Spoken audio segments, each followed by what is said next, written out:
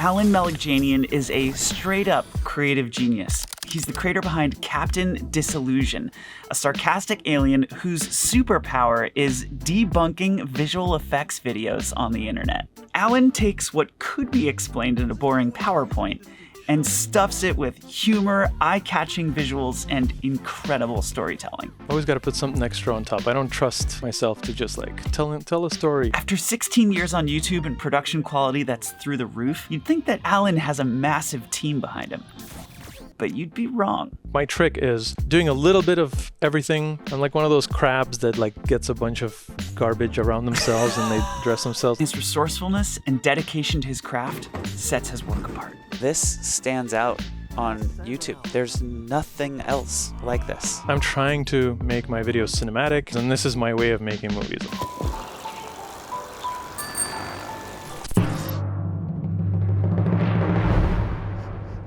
This empty room it's very odd. I have no idea where you are, like in geography or space or time. Like it's just a bizarre place.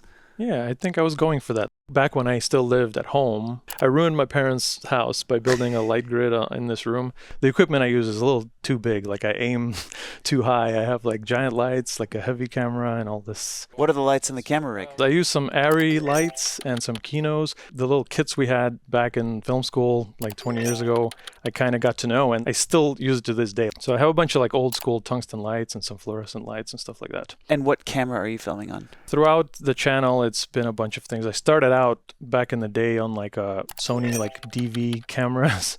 I used the old Panasonic HVX 200, but then eventually I got into Blackmagic cameras. And I did this elaborate shoot with a Japanese girl band where I had to like fly to LA with a small kit and we had to do everything in one day. And I used Blackmagic and I rigged it out in a certain way that I just loved, and I've been using that ever since. Most of the stuff is filmed with that. Nice. You know, I try to break up my filming so that anything I can get done on my own that the camera doesn't move, I just take care of that first or last. You know, I pack it all together. So is there anybody else that you work with on the videos? I sometimes work with a talented young VFX guy. He has like a channel, Joey VFX. Joey Deutsch is his name, and he's really good. Like I can throw shots his way where I'm like, oh, I got in over my head, I can't do this, is going to take me another month, and like he can do things like that.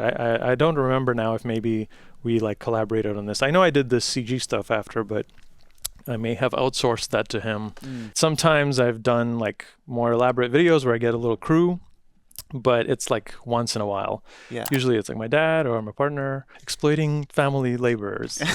That's the YouTuber's way. I know that at this point, like after 16 years on YouTube, usually people in my position have it all figured out. They have a staff, they have like a production schedule, but I'm still kind of acting like just a guy trying to do little YouTube videos. I do enjoy the flexibility and the fact that I'm kind of in control of everything, and my supporters are really understanding and encouraging me, like always, like we don't want things fast, we like the quality. So yeah, that's always nice to have. This stands out on YouTube. There's nothing else like this.